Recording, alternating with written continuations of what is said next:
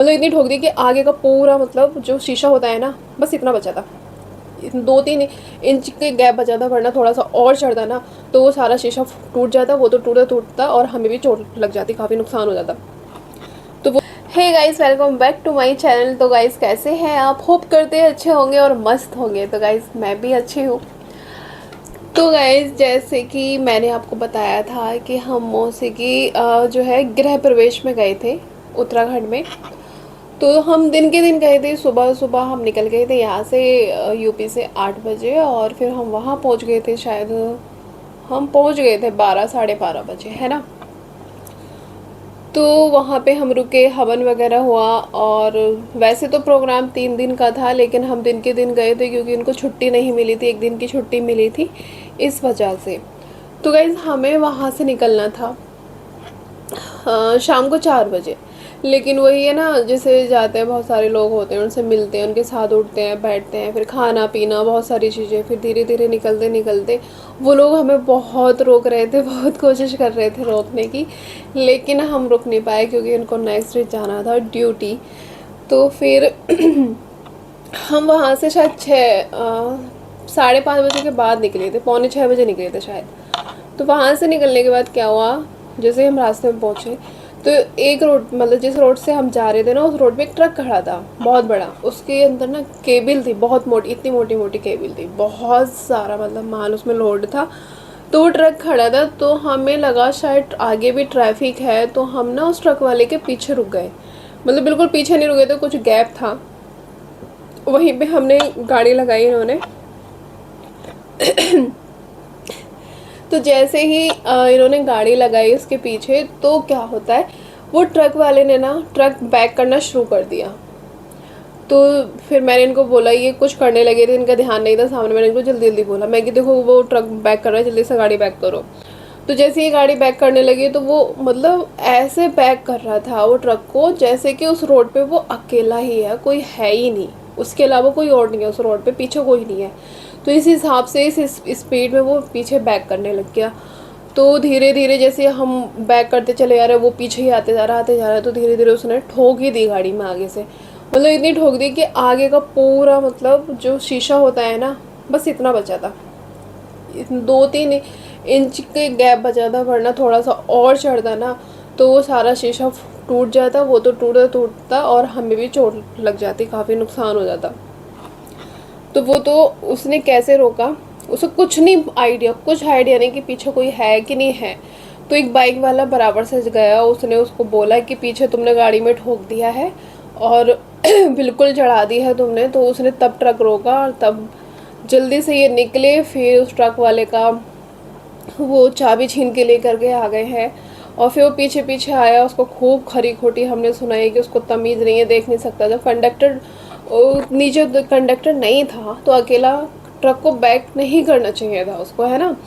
तो वो अकेला ही ट्रक को बैक करने लग गया, और जो उसका साथी था वो टॉयलेट कर रहा था, तो उसका इंतज़ार करना चाहिए था। उसने भी नहीं बताया। जब हमारी गाड़ी उसके ट्रक में, जो उसकी ट्रक ने हमारी गाड़ी में ठोका, तो वो हंस रहा था कंडक्टर, ठीक है। तो वहाँ पे इतना ट्रैफिक हो गया, बहुत ट्रैफिक हो गया पीछे, बहुत ज़्यादा। फिर हमने पुलिस को भी फ़ोन किया, पुलिस नहीं आई, बहुत टाइम हो गया हमें, पौन 1 घंटा हो गया खड़े खड़े, पुलिस नहीं आई।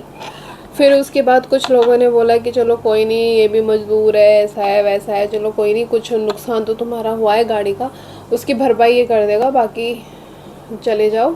आप भी चले जाओ, ये भी चला जाएगा, नहीं तो बहुत टाइम हो जाएगा। तो हम, मेरी मम्मी मम्मी ने, यानी कि जो मेरी सास है, उन्होंने बहुत 2-3 थप्पड़ लगाए उसके, और ऐसा लगता था जैसे उसने दारू पी रखी है। तो गाइस ऐसा नहीं करना चाहिए ना, कि तुम रोड पे चल रहे हो तो कम से कम पीछे 1000 बार देख के बैक करनी चाहिए इतनी बड़ी गाड़ी। क्योंकि पीछे देखो बाइक भी हो सकती है, गाड़ी, छोटी गाड़ी भी हो सकती है, कुछ भी हो सकता है ना। तो बिना देखे अंधों की तरह गाड़ी बैक कर रहे हो, मान लो अगर कुछ हो जाता, थोड़ा सा वो और बैक करता है ना, तो सच में, सच बता रही हूँ, बहुत ज़्यादा नुकसान हो जाता। गाड़ी को जो होना था वो तो होता, लेकिन हमारा खुद का भी हो जाता। तो गाइज़ मैं इतना डर गई थी, इतना डर गई थी ना, मैं आगे ही बैठी थी फ्रंट सीट पे। तो मतलब मम्मी और पापा तो बोल रहे थे पीछे से कि वो आवाज़ लगा रही कि रुक जा ऐसा करके। हम गाड़ी का हॉर्न भी खूब बजा रहे लेकिन वो नहीं रुका बिल्कुल भी। तो क्या हुआ, मैं बिल्कुल डर गई, मेरी बिल्कुल आवाज़ नहीं, मैं ऐसी की ऐसी रह गई थी, मेरा मुंह खुला का खुला रह गया। मैंने उसे 1-2 पल में ये सोच लिया मैं तो गई, आज हम गए भगवान। कसम से ज़िंदगी में पहली बार मैं बहुत ज़्यादा डरी हूँ, सच्ची बता रही हूँ, ज़िंदगी में पहली बार बहुत ज़्यादा डरी थी मैं। और फिर बहुत लोगों ने भी बोला कि उसकी गलती है, क्योंकि जो जा रहे थे वो भी रुक गए थे जाने वाले कि हाँ ये पीछे से किसी ने ठोका। वो तो बाइक वाले की शुक्रिया अदा करती हूँ मैं तो उसका, अगर वो नहीं बोलता ना तो सच वो तो पीछा करते ही रहता, बैक करता ही रहता, और हमारा क्या होता भगवान ही जाने क्या होता।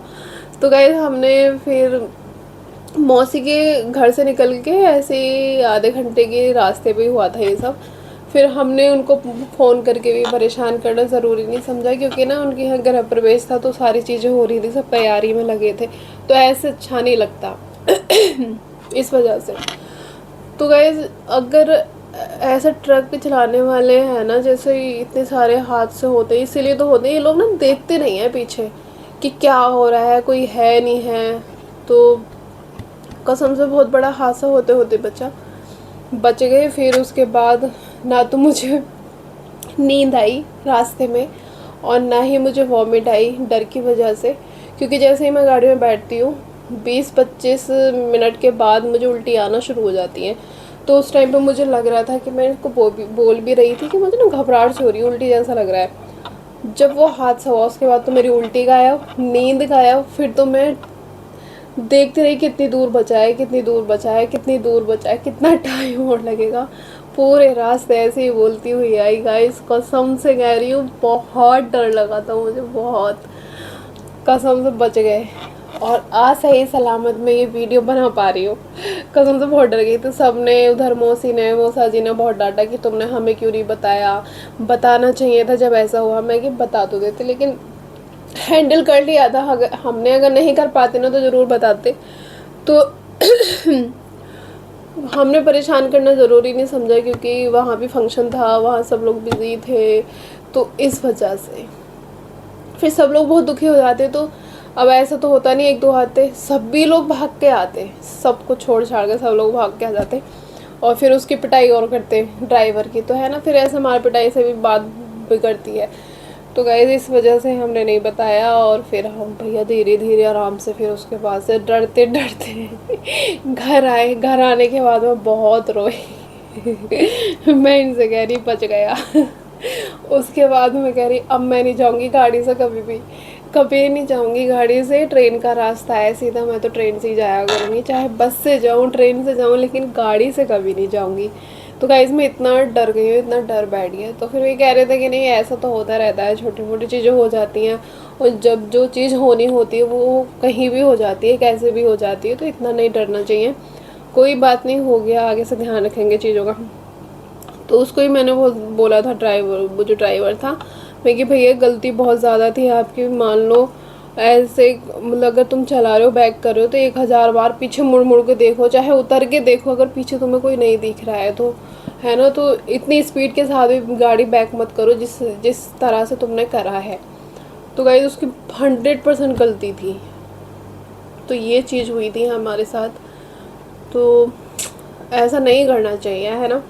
तो बस गाइस यही चीज़ शेयर करनी थी आप लोगों के साथ में, क्योंकि मैंने ब्लॉग में शेयर नहीं किया क्योंकि ब्लॉग बहुत बड़ा हो जाता, इसलिए मैंने सोचा कि मैं अलग से एक वीडियो बनाऊंगी तो मैं आपको बताऊंगी। तो गाइस ये हुआ था हमारे साथ, इतना बड़ा हादसा होते होते से रह गया।